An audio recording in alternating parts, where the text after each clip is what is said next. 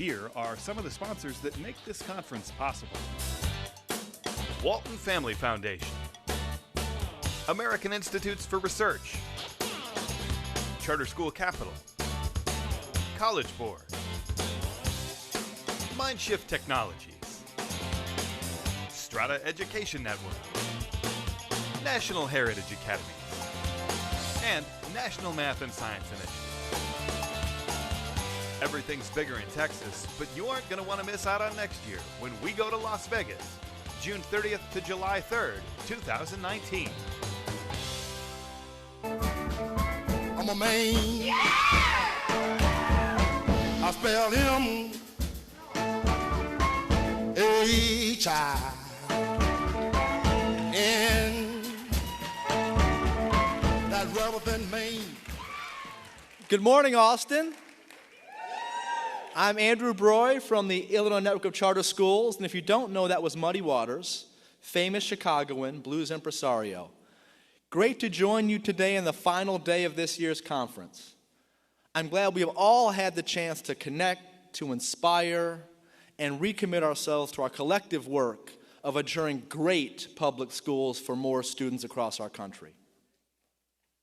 A conference like this would not be possible without generous sponsors. So I want to take a moment to thank IDEA Public Schools, Mindshift, and AIR for making this conference possible.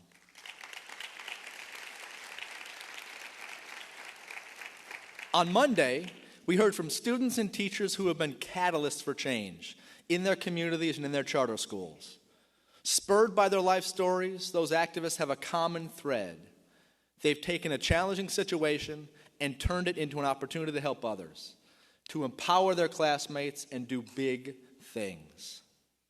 But this conference is really about students and communities and families, and I'm honored to be able to introduce another student today, DJ Hill, who is a 9th grade charter school student right here at Austin Achieve Academy.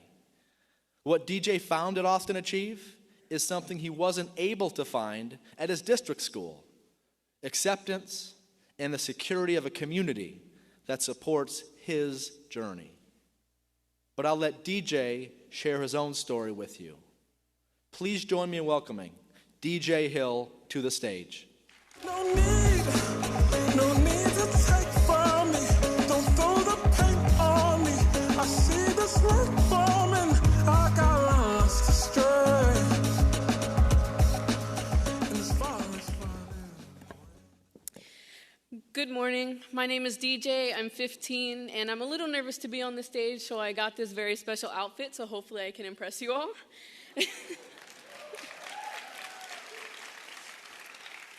Typically, being so anxious, I would use the imagine your audience in their underwear tactic, but seeing as I'm in a room full of educators, I don't think that'd be a very good idea.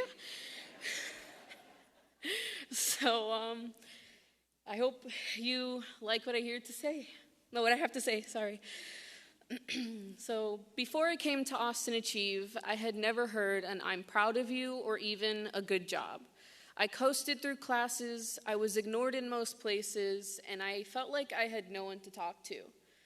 Every day of 6th grade, I walked into school on my toes, ready for every worst-case scenario I had already imagined a million times in my shower. The school's population was so big, it was nearly impossible to get individual help from anyone. And when I started falling behind, there was no going back, because I didn't know where to find the resources to get tutoring. I was on my own for my entire 6th grade year, but I still managed to scrounge up a B- average. During that time, I came out to a few of my friends as gay, and it blew up in my face. I was pushed into walls, spit on, and harassed in the hallways. This led to my early withdrawal from my public middle school and my enrollment at Austin Achieve. On my first day, I immediately noticed some differences. The classes were smaller, people were friendlier, and they actually tried to get to know me. It amazed me how two schools that were only 5.6 miles apart could be so significantly different. Throughout my middle school years, I was supported endlessly and unconditionally. The support of my friends and teachers is what kept me at Austin Achieve for high school, too. In 7th grade, I felt safe at school for the first time, and the feeling of security never went away. In fact, over the years, my sense of security has actually increased. It's increased so much that I was able to stand in front of my entire 9th grade class and tell them I am female to male transgender before I was even able to do so with my own parents. This is what makes Austin Achieve so special. This is what makes charter schools so special. Creating a safe environment and sense of family within our own small communities. At Austin Achieve, I've grown so much more than I believe I ever would have anywhere else. And I've been given so many rare opportunities, such as speaking here to you all at this conference, that I couldn't have even imagined. And for that, I am eternally grateful.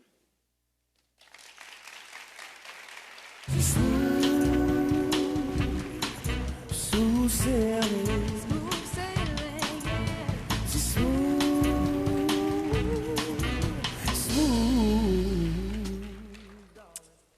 Hi, good morning. My name is Valerie Green, and it's a pleasure to stand before such a diverse and distinguished group.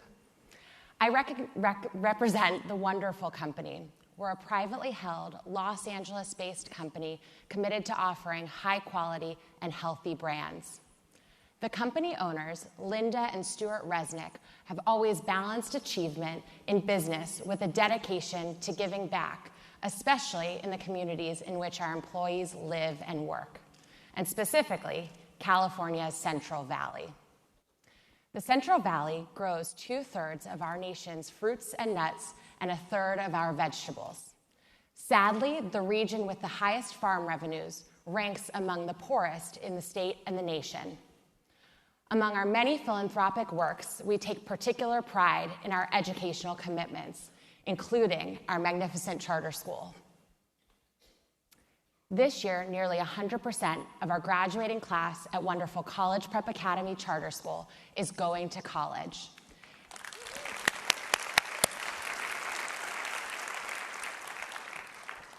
In fact, an incredible 88% are heading to 4-year universities. And perhaps the most exciting statistic is that 86% are the first in their families to attend college.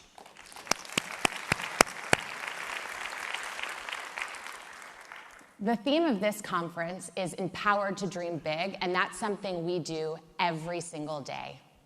There's no question that students from any background can achieve the most amazing things when we create a level playing field. We know that quality teaching has the greatest potential to accomplish just that, and at Wonderful, we work tirelessly to attract, develop, and retain the most incredible teachers like Mr. Seymour. We're not just empowering our students to dream big, we're dreaming big. And that is why we could not be more honored to introduce the 2017 Teacher of the Year honoree, Sydney Chafee. Many of you will recognize Sydney as the 2017 National Teacher of the Year, a prestigious award made even more significant by the fact that she's the first public charter school teacher to be recognized with the title.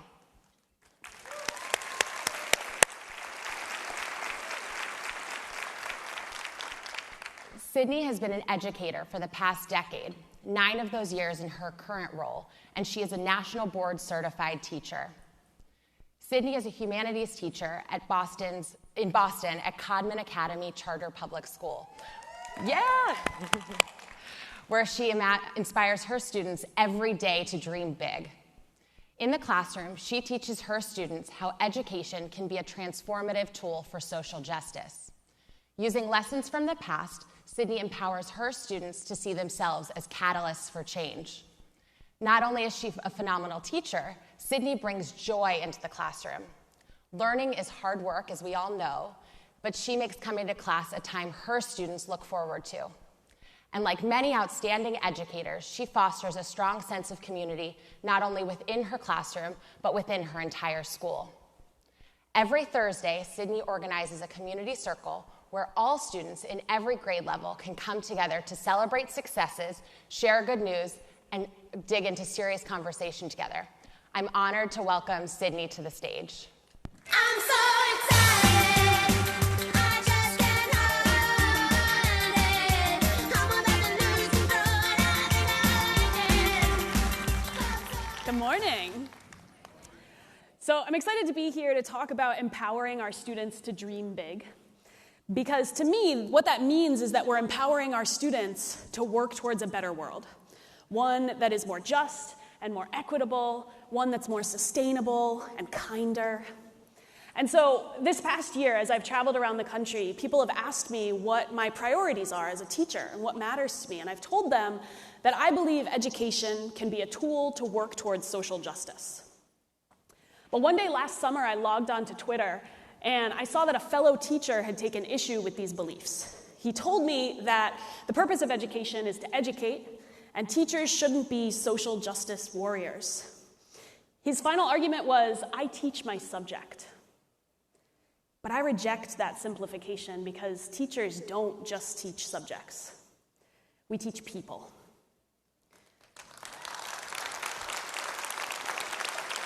People like these. These are some of my students. When our students walk through our classroom doors, they don't leave their identities there at the threshold. Their experiences in our rooms are bound up in historical context. And so if we insist that education happens in a vacuum, we do our students a disservice.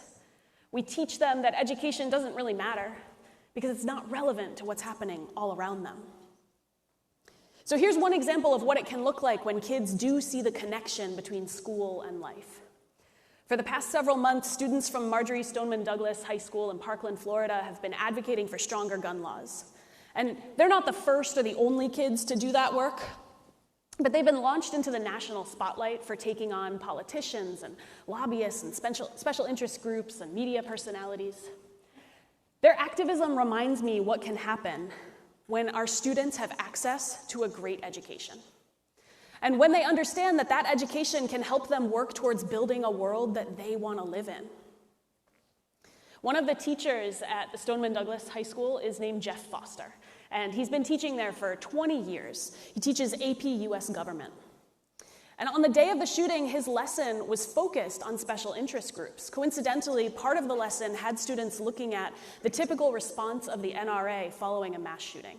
And the next day, students were supposed to take a test where they demonstrated their understanding of those tactics. And then the shooting happened. And in those terrifying minutes, and in the days and the months that have followed, the intersections between what students learned in class and what they would need to know in the real world became abundantly clear. 3 days after the shooting, Emma Gonzalez gave a speech while she was holding a big sheaf of papers that were her notes from Jeff Foster's class. And she and her classmates were so fiercely well-spoken that they were accused of being crisis actors. But they're not crisis actors. They're kids. There's kids whose teachers have empowered them to understand that they can use their education to engage. Jeff Foster did an interview, and he explained why he loves to teach government. Because it's alive, he said. Stuff is happening. Jeff Foster and his students are just one example of what can happen when teachers believe that what we teach matters beyond the four walls of our classrooms. So, yeah, social justice belongs in our schools. Social justice should be a part of the mission of every school and every teacher in America if we want liberty and justice for all to be more than just a slogan. Schools are crucial places for young people to become active citizens and learn skills to work towards a more equitable society. And I'm going to let you in on a secret. Many of the skills that people need to orchestrate the kinds of change that lead to social justice are already built into the work of school. Problem solving, critical thinking, collaboration, perseverance, none of this should be all that revolutionary on its own. Now combine that with an ability to understand history, not as one static, objective narrative on which we can all agree, but as a series of intertwined events about which there can be countless interpretations. If, as teachers, we deliberately choose to explore history with our students rather than just teach it, then we help them understand history as ongoing, and as tied to current movements for change. We help our students see themselves as potential players within a living history. So those are the skills I'm talking about. When I talk about equipping our kids to do social justice work, those are the skills of well-rounded scholars and of active citizens. And teachers are the ones who will help young people make the transformation into the kinds of citizens who can use those skills to effect change. Okay, so back to my new friend on Twitter.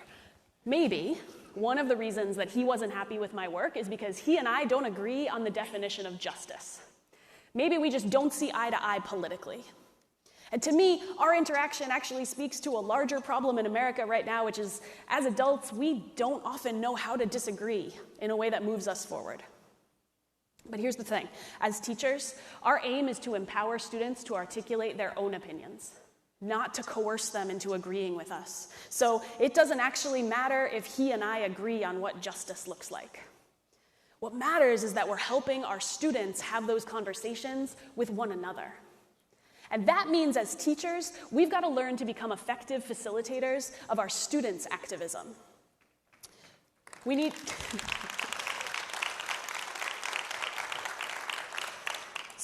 to teach them how to have tricky conversations.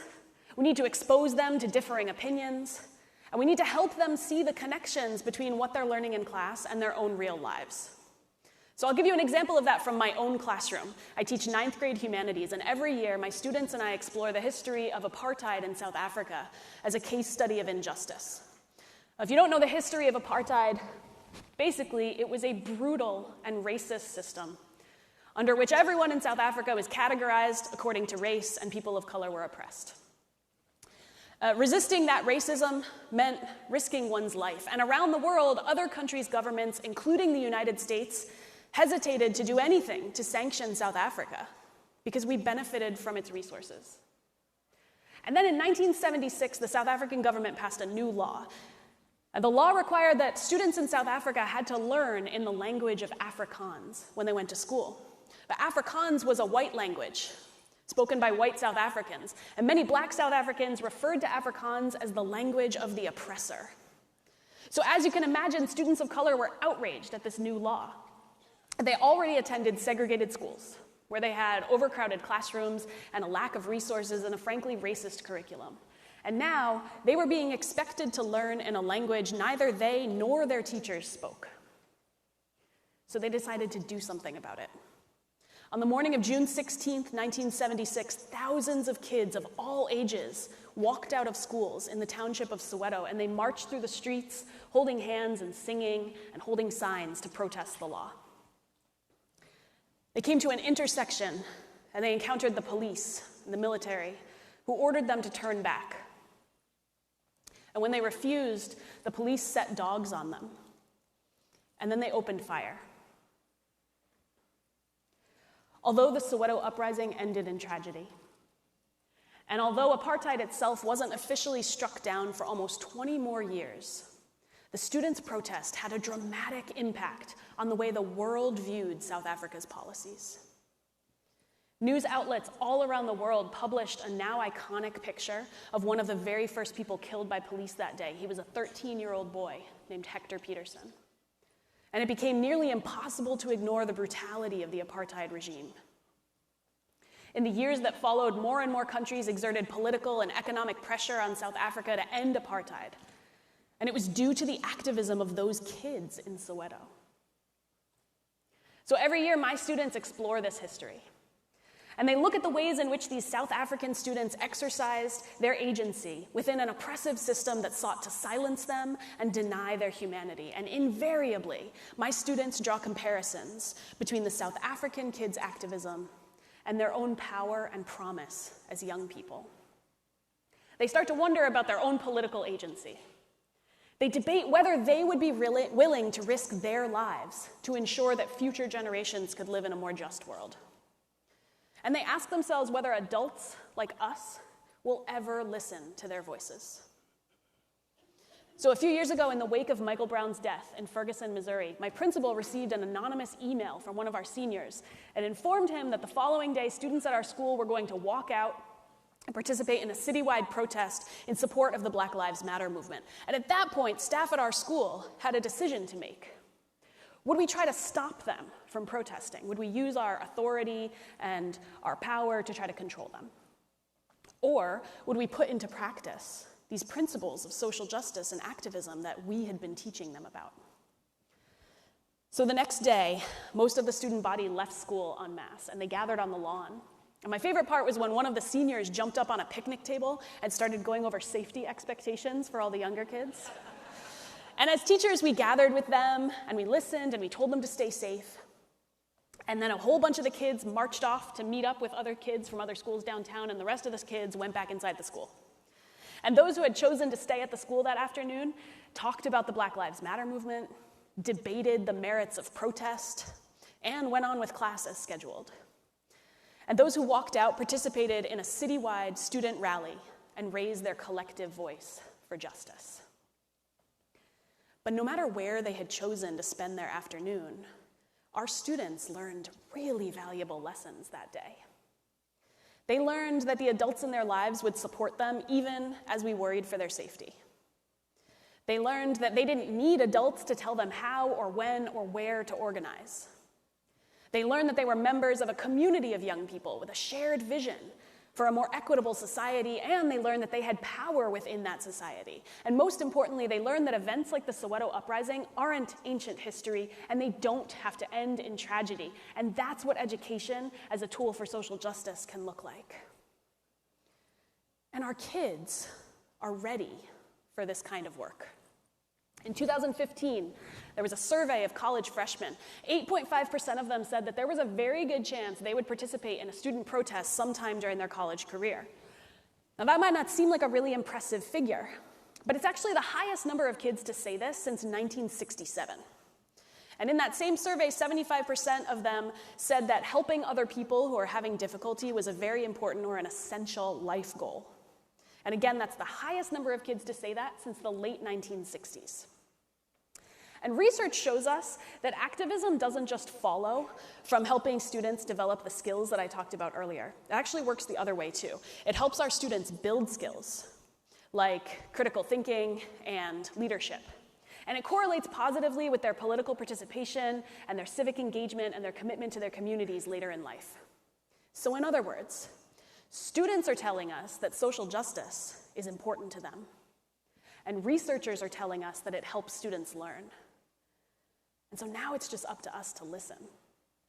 And that's where this gets really, really tricky. One of the students who participated in the Soweto Uprising in 1976 said later that that event represented divorce between Black children and their parents. Because their parents had grown up under apartheid. And they knew how dangerous it was to speak out. They'd seen their friends and their family members, their political leaders like Nelson Mandela, jailed or killed for resisting. They wanted their kids to lay low and stay safe. And when our kids threatened to walk out at my school, the adults in our community were really conflicted too. Some of us worried that they would encounter violence when they left the school. And other people fretted that, they wouldn't really know why they were walking out and they would defeat the purpose of the whole thing because we don't give them enough credit. And other people worried, and this included a bunch of students' families, they worried that we didn't do enough to stop them from walking out, that we should have done more to keep them in school. And all of this fear that we have as adults of getting this wrong makes a ton of sense.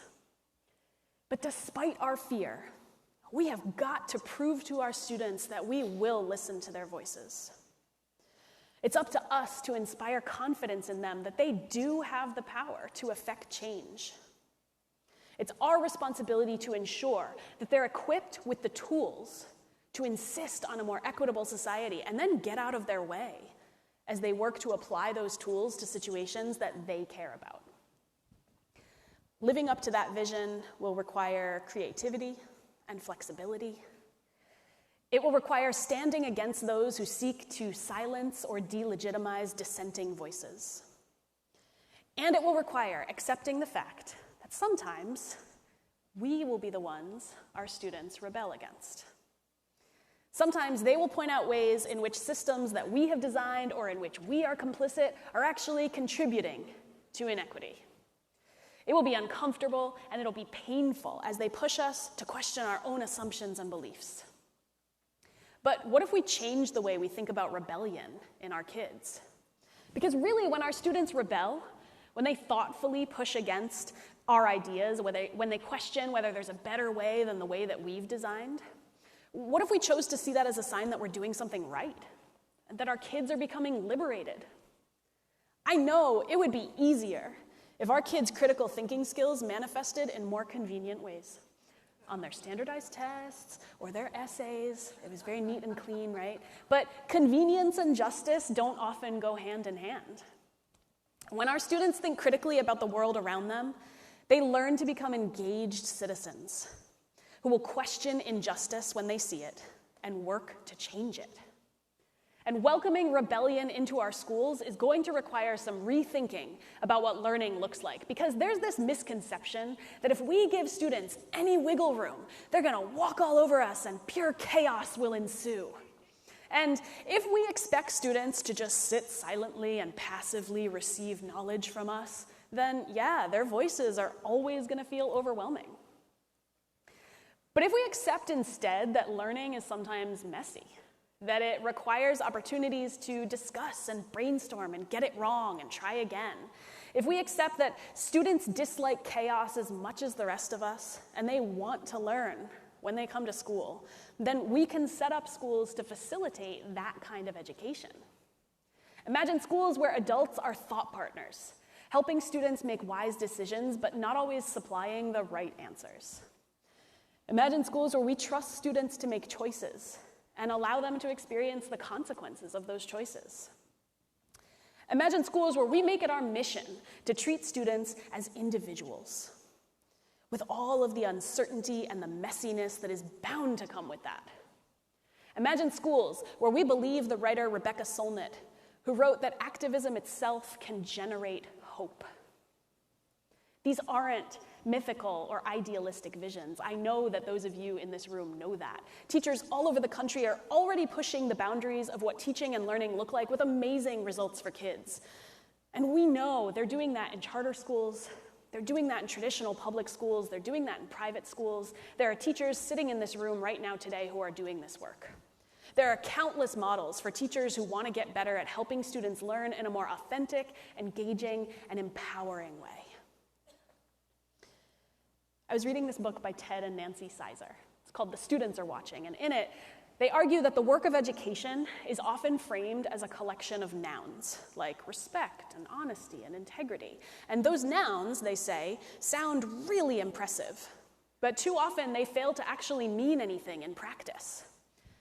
But verbs, they write, are active, no less demanding, but requiring constant engagement. They're not structures, but rather engines. And so as I read that, I wondered, how can we turn the noun of justice into an engine driving our work as teachers? What's the verb form of justice? I've decided maybe the answer lies in the words of Dr. Cornel West, who wrote that justice is what love looks like in public. Love is a noun and a verb. School has to be bigger. It has to mean more than I teach my subject. School has to be about teaching people to change the world for the better. And if we believe that, then teaching will always be a political act. We can't be afraid of our students' power, because their power will help them make tomorrow better. But before they can do that, they have to have opportunities to practice today. And that practice should start in our schools. Thank you so much.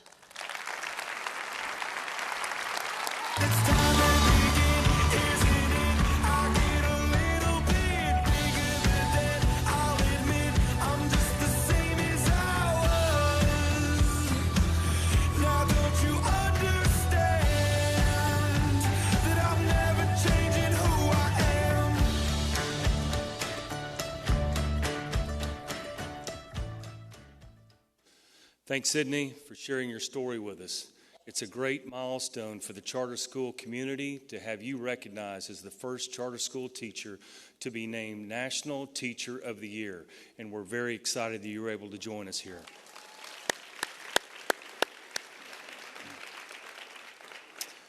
My name is Mike Embry. I'm the Associate Vice President of Program Development at Inside Track. In case you haven't heard of our work, Inside Track is a student success coaching organization that helps students across the country build the skills and knowledge needed for success in and out of the classroom. We're working with an increasing number of high school students to share the knowledge they need to take advantage of their college experience. We recognize that this support is especially important for first-generation, low-income, and other underrepresented students that often have few college graduates in their social network that can provide advice. We work to close that gap and ensure that all college-bound high school students have the resources, mentorship, and support to successfully enroll in college. Through this work, our coaches have seen firsthand the power of showing students the options that are available to them in their future. With this in mind, I'm honored to introduce someone who helped launch an organization that has, perhaps more than any other, helped students around the world discover careers and pathways for their futures that fit their passions and goals. Mike Mariner. After graduating from college, Mike didn't know what he wanted to do with his life. So naturally, he and two friends bought a barely operable RV, freshened it up with some green paint, and decided to travel the country asking people who do what they love how they figured it out. 15 years later, that road trip has become Roadtrip Nation, a nonprofit and TV series on public broadcasting dedicated to helping students find career and life fulfillment. Please help me welcome Mike to the stage.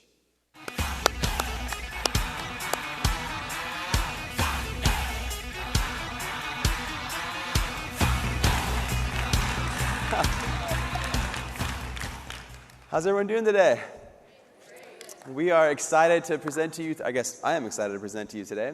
And the theme of this conference, Dream Big, is kind of perfect for Roadtrip Nation, not just because we have 9 36-foot huge green motorhomes, but essentially that's really what we're trying to do with students, is helping them get a broader vision of what's possible for their futures. And I wish I could say that Roadtrip Nation, Mike made it sound all kind of fancy and professional, but I wish I could say it started as this perfect set idea, that we were doctoral students with this idea for Roadtrip Nation. And today it is one part media organization, one part education organization. We have our PBS series in 60 million households every year. But what most people don't know is we also have the Roadtrip Nation education platform, which is a database of over 5,000 videos of people talking about different career pathways to help, in particularly underrepresented students who haven't had the most role modeling opportunities, get a broader vision for what's possible for their future. But all this started 15 years ago when me and 2 buddies in school really didn't know what we wanted to do with our lives, and probably had a similar experience as I'm sure some of you at some point. How many people took the Myers-Briggs test at one point to kind of help them figure out what they wanted to do? And this, disclaimer, this is an amazing tool. We use it at Roadtrip Nation. We have 96 employees now. Everyone goes through it every year. I am an INTJ, something like that. But as a career exploration tool, taking that when you're in school to say, go forth and do one thing. In my case, I think it was like engineer, something like that. So naturally, I majored in natural science in college, but realized pretty quick once I got into it that I had attention issues as a kid.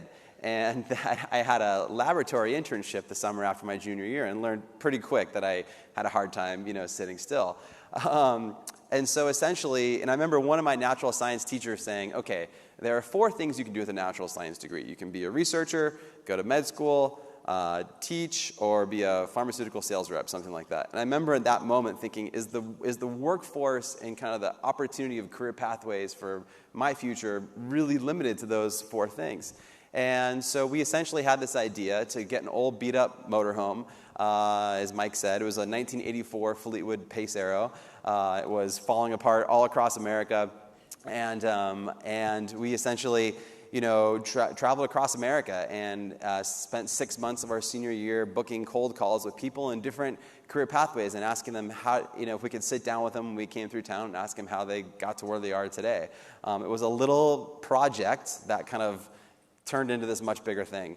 And so long story short, we ended up doing this trip. We interviewed someone in New York City who knew a writer for Forbes magazine. Forbes did a really small article on our road trip, which got the attention of an editor at Random House. So we ended up having the opportunity to write a book about Road Trip Nation. That was like the first Road Trip Nation thing to come out probably 14 years ago now, a long time ago. And when it didn't sell that well at first, but we were like proud. We could tell our parents we wrote a book or something, and go home for Thanksgiving. And people are like, oh, okay, good. Now you can whatever. But essentially, around that time, that's when they put us on a media tour, and they booked us on the NBC Morning Today show, and that was kind of like the big lucky moment for it. And not because of anything that we did. We had never been on television before. It was Lester Holt was the interviewer, and it was 6 a.m. New York time, which was 3 a.m. California time where we're from, and the lights went on, and we froze. We completely froze, and I think Lester Holt saw that, so he spoon-fed he's like, so you went on a road trip across America and interviewed all these people, like, yep, yeah, and he's like, and it's a book, and you can buy it on Amazon. Yes, yeah, and so the book came out, it started to do well, and around that time, we started visiting schools and community centers across the country. And that was really when we had our epiphany for Road Trip Nation, that we were not unique, that there were students all across the country really hungry for more visibility of different pathways to see what they could do with their future. And particularly for students from underrepresented backgrounds who grew up in places like California Central Valley, where we did a lot of our early work with Road Trip Nation, a little town called Orosi in southeast of Fresno. Students didn't have those types of visibility, and especially with a workforce that is changing so fast, we started to realize that, the book wasn't really enough. It was inspiring people, and people were buying it, but when we were meeting students, we realized they wanted to have their own opportunities, maybe to not live in an RV and go across the country, but to get more visibility to what was possible for their future. So that's when we started to think, could this be something bigger? Could it be a movement or a platform or a program that gave students that chance to explore the world and see what was possible with their future? So early on, we had met the president of MTV and kind of concepted this idea for putting students on road trips. We were excited for the chance to pay it forward, put other students on road trips, but as we got down the path, they wanted to vote people off the motorhome, which did not go well.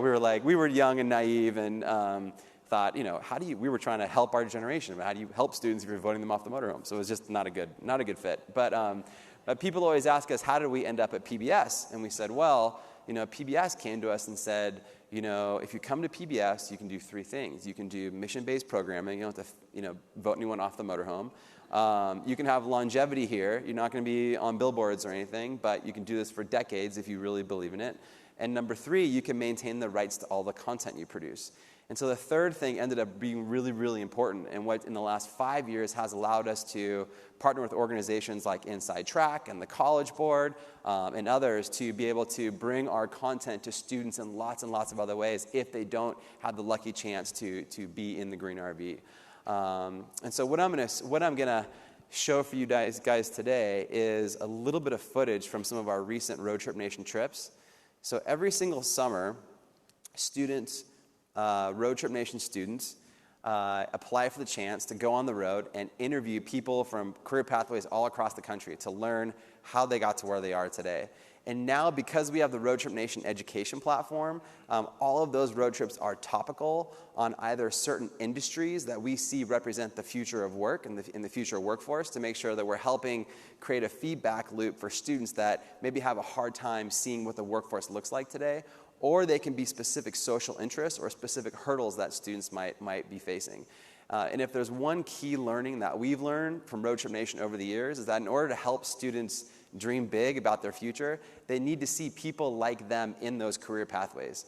If I'm a young woman from California Central Valley thinking about being an engineer someday, I need to see other women in engineering across the country so that I get a sense of not only what's it like to be an engineer, but there are people like me in this field who came from where I came from, overcame the obstacles I had to overcome.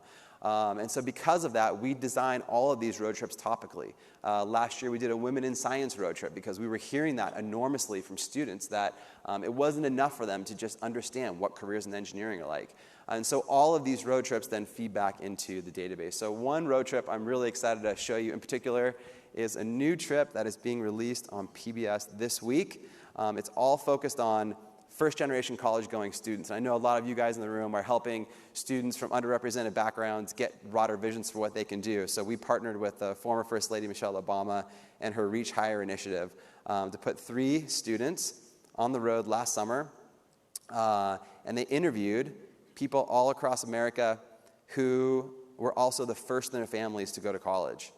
And the neat thing about this is that not only was there the 1-hour film on PBS, as I'll show you just a snippet of that in a second, but all of these individual interviews of people in various career pathways, from people that work for the National Park Service to track athletes to assistant principal of Houston ISD here in Texas to Jeffrey Canada, share their stories of where they were at, not only when they're in their fancy careers today, but where they were at before they found their roads in life.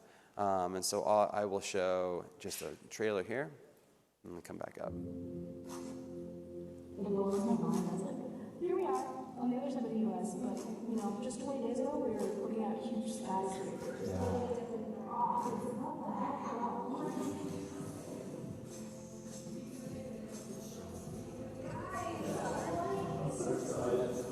We're such different people and coming from such different places. Growing up poor, we don't think everyone was to hop on a bus and go and interview the best of America. That's happening every day. Nature is something I don't see a lot of in city life in New York. Meeting the people that have had diversity. And went on to college to do incredible things in our community, but also in our own lives. We have the one and only Roland. It's really amazing. It's really good. I'm going to be a freshman in college next year. Growing up, it was not easy to get into college. I had a lot of things that were put in my way. Freshman year of high school, I slipped. I didn't know what else to do other than adapt to my environment. Your environment, if you can't step back and gain some perspective, you don't know what's going. I heard so much in the past. Everyone expected me to be submissive. You are in this space where you're functioning just to make it to the next day. But how did you decide that that's no longer defined who you were? I wasn't expecting such a story. So real. Not what I was expecting at all. I get like a level of excitement when I go to someone else's converse in a situation as me. When I'm confident, I know what you need. Every person in their life deals with some sort of obstacle, and that's powerful. It's hard to talk about, but it's like, never talk about it. I'm just trying to stay positive. Because, there are days where it's hard for me, to continue. Beating the odds is about attitude. It's about continuing pushing forward.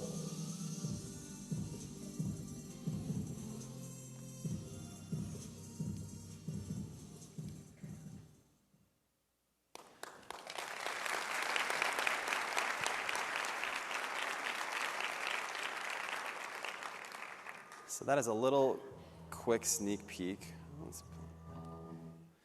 And yeah, we're really excited about that. So that is, you're one of the first people to actually really see that. And it is going to be debuting on PBS this month. But more importantly, whenever we shoot content on a road trip, we're post-producing so much more content from that trip than just goes on PBS. And from an educational standpoint, we're feeding into the database so that the next generation of students that come to that archive can see people like them who overcome similar obstacles that they've had in that database. And so it's become really important for us as we think about helping students dream big for their futures. The theme for this conference is how do you give them a sense of all the different high growth opportunities that await students in the world today. And that's becoming more and more hard because the world keeps changing so much every year. Every year we go out, we have 9 huge green motorhomes. Only 4 are really operating at one time just for kind of rotating and maintenance purposes.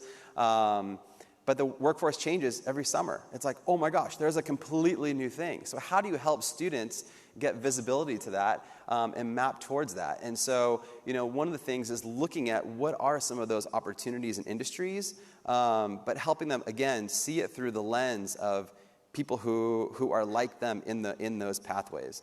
So we did a road trip focused on computer science a couple of years ago. And I'm just going to play this one really quick here, too. And this this is an awesome example where, one of the students on the road trip, I remember when we were, preparing for the trip, she said, Robin, she said, I'm passionate about coding. I stay up all night long coding, but I've never seen someone that looks like me in the computer science field. I'll never forget, because we partnered with Microsoft on this, and one of our program partners at Microsoft was down at the office today when we were at that day when we were launched on the road trip. She goes, we have an entire club of women computer science programmers at Microsoft. Like, when you're in Seattle, come through, get pizza. There's like 100 of us up there. And I remember that one sense of just like, just having an understanding that, again, there was people like her, allowed her to have a larger vision for her future. So let's play this really quick here.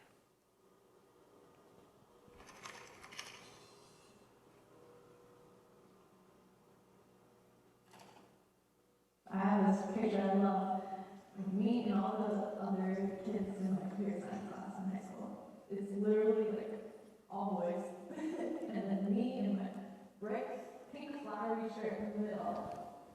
Do I wish there were more people that looked like me that could like actually relate? Like, of course, obviously.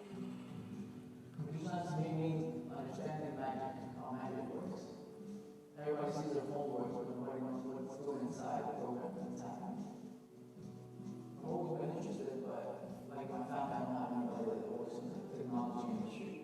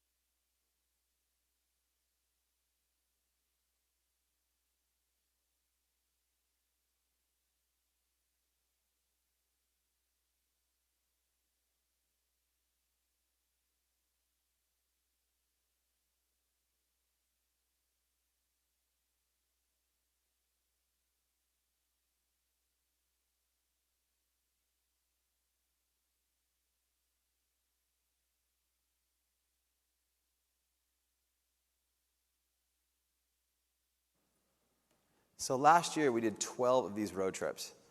And the neat thing about that is that we were able to go deep on a number of different industries like cybersecurity, tech, the future of design with Autodesk. But we also did so many different social interests and issues that students face with. We did a veterans road trip for returning service members. We did a we did a road trip focused on students with learning and attention issues, where they interviewed people in career pathways all across America that had learning and attention issues. And for example, a lot of entrepreneurs have learning and attention issues, and they call it a learning difference, because then it's not just necessarily something that might make you not good for being an engineer or biologist, but it actually makes you actually kind of good at like building stuff like organizations on road trips or something like that, which is what I now tell my parents. But we also did a road trip focused on dreamers, DACA students. We had 3 DACA students in the RV last year, road tripping around America, interviewing people who are first-generation Americans as well, talking about their pathways as they were first-generation Americans.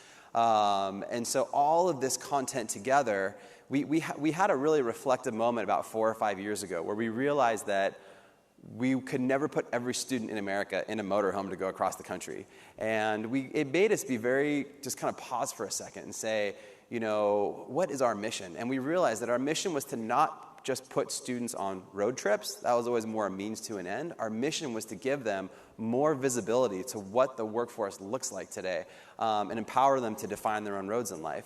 And we started to think, are there different ways by which we can do that? And so around that time, we had built up about a 35-person production studio that was mostly working on our PBS work. But we thought if we could refocus some of that capacity and build out what is today the Roadtrip Nation Interview Archive database, that could be a destination where any student could come from any part of the country to get more visibility to what was possible for their future. And so we spent about 5 years in very stubborn post-production, going through all of our road trips and essentially building what is today the Roadtrip Nation Interview Archive database. So even if a student is not lucky enough to live in the motorhome for a summer, and even if the students that were on the RVs want to see the outcomes of 15 years of all of these trips, this is almost like a little slice of what the world and what opportunities look like today for students from all walks of life. There are 5,000 videos in this database. So this was a massive 5-year project. And the neat thing about this is that it wasn't just about scale of the content, which is important, but all of these interviews were conducted by students. And so what we've seen is core to the Roadtrip Nation model that we didn't really realize how important at the time, but it wasn't about having a journalist in the motorhome interviewing people about careers. It's all students asking questions of people in career pathways about their journeys through life. And what you get from that is you get people talking truthfully and openly and honestly about their personal journeys. And especially in this age of social media that we all live in, with high student anxiety, people are whitewashing their lives and showing just the perfect parts of their life. Like, I'm sure if we looked at all of our LinkedIn profiles here, it's like, oh, I've had the perfect career trajectory. I'm manager of this, or educator of this, or vice principal of this. But the reality is that we all started in a pretty groveling place, I'm sure, working a couple jobs, waiting tables, paying off student loans, but none of that is broadcasted to students. So it shouldn't be surprising that students have high anxiety about what they're going to do with their life because they think that they have to have it perfectly figured out or else they're completely screwed. And so what we really try to focus on with this content is that people get real about their real personal journeys. And they talk about the early times, where they came from, their obstacles they overcome, the struggles they had to overcome. And that at scale and tagged based on all those themes and hurdles has become enormously important because then students can search based on themes that are relevant to them. So for example, you can look at someone like, Jewel Burks, I love this one. Social entrepreneur, started this company called Part Pick. Let's just watch a little snippet of this. There were definitely things where I thought, I don't know how I got here, why am I here? You start to second guess yourself and your skills. And in entrepreneurship, it can get extremely depressing sometimes, raising money and how that was really challenging, and it continues to be a challenge. It's hard to get told no 100 times. It's like, well, is it me? You start to question yourself. So a big part of it for me has been to just know who I am. And it doesn't matter what anyone else is saying about me. It is something that I can do. So she's an engineer/entrepreneur, but you can look at the long form interview, but also all this shorter form thematic content that's been tagged in lots of different ways. And the coolest thing is that we've actually been able to reverse engineer this. So from a student standpoint, students can now go through this tool and again, pick a few things that they're interested in, whether it's being creative, engineering, and say science. And a student can look through this lens of things that matter to them along multiple dimensions and get a sense of, helping them think big and have a broader sense of people like them with similar interests. And the neat thing about here is on the left, you have this kind of the content from the world of Roadtrip from 15 years. But on the right, this is a crowdsourced version of Roadtrip Nation that we'd also encourage all of you to go do. We had a partnership with the Gates Foundation a few years back where they said, can we leverage technology to essentially crowdsource Roadtrip Nation? And it was an interesting experiment because, could we inspire people who are in their career pathways today, like all of you guys, to come to essentially a digital storytelling platform, and even if the road trip doesn't come to you and visit your community and put you in the PBS series, would adults be willing to share their stories and kind of pay it forward to the next generation? And so for the last 3 years, we've undergone this massive campaign to kind of inspire adults to come to a new site we've launched called shareyourroad.com, where essentially people can come to share their stories. And so here's an example. Here's Adriana Ocampo. She never was interviewed by the Green Motorhome, but she came to Share Your Road, uploaded her story. And in terms of like the honest storytelling part about being truthful about not only her LinkedIn life, but like her, her actual journey. Here's her 3 circles: being creative, science, engineering. She works for NASA on the New Frontiers program. When she was young, her parents immigrated from Colombia to Argentina, then to Pasadena. Even as a child, I loved to go onto my roof and look at points of light in the sky. I ended up writing a letter addressed only to NASA. It's made its way where they wrote back. NASA sent me some Apollo 11 paraphernalia that crystallized my interest in space exploration. But in school, I wasn't encouraged to go to the sciences. Only boys could go to technical schools. We hear that all the time, as I said before. That's why we did the Women in Science road trip. When we eventually moved to America, my first question was, ¿Dónde está NASA? Luckily, my Pasadena high school gave me the opportunity to intern at NASA's Jet Propulsion Laboratory. 35 years later, I'm still working for NASA. Anything is possible. So you're getting into I love this story. I've never even met her, and this is the neat thing about this, is that when you have when you set the table for people talking honestly about their personal journeys, it's not only a sense of catharsis, I think, for the people that are sharing their stories, but from a student standpoint, they get a sense of, okay, like, there's hope for me. There are people out there that overcame obstacles, that immigrated here from South America, and here's how they overcame it. And so we've been trying to tag that as specifically as possible. So in this database, you can see that she's first gen, and she's a woman in science. So in the back-end database, you can see that. So you can see in the future, we can actually surround students with examples of powerful stories of people like them who came from where they came from and are doing what they're doing today. So I guess that's really our message for everyone, is that just to essentially believe in the power of people's personal stories, and that everyone's story matters, and that for students, to help them dream big and give them a broader vision for their future, giving them the chance to see people like them in career pathways, so that they can get a sense of not only visibility into specific careers, of course, in colleges and all that, but also a sense of, I can do this. There are people out there like me who came from where I came from, that overcame the obstacles that I overcame, because I'm sure there's lots of people in this audience. So thank you, and I'll be around for a little bit too. So.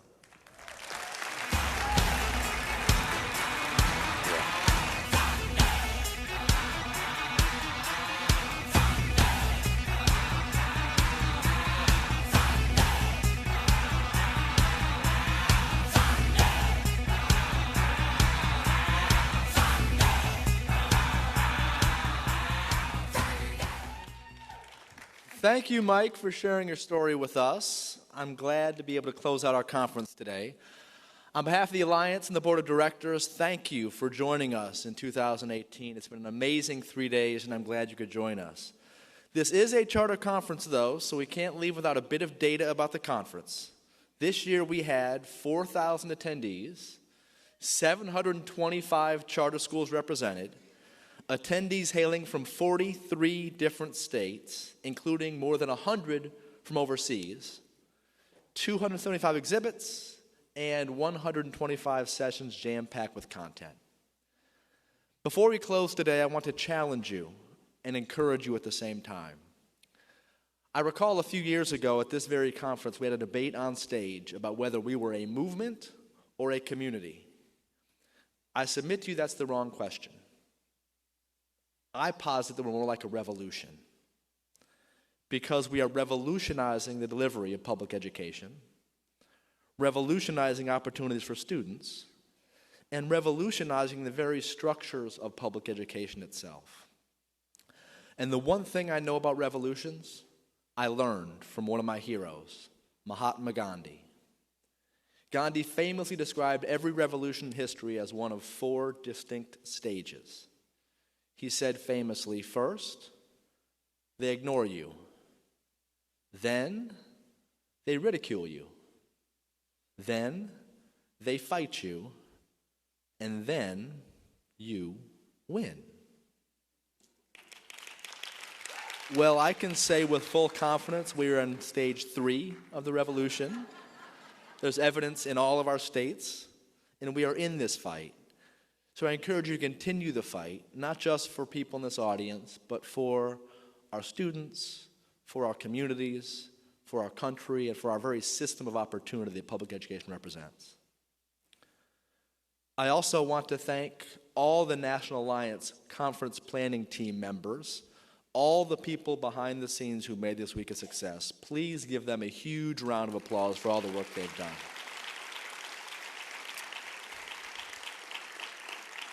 And finally, I want to encourage you to make your plans today to join us in 2019 when we'll go back to the great city of Las Vegas for the 2019 conference. Austin lived up to its reputation this week, and I know that Las Vegas will do the same a year from now. So mark your calendars, June 30th to July 3rd, 2019. I will see you there. And with that, I hope everyone has safe travels back to your home states, and I hope you leave this conference feeling both empowered to dream big dreams. Thank you so much.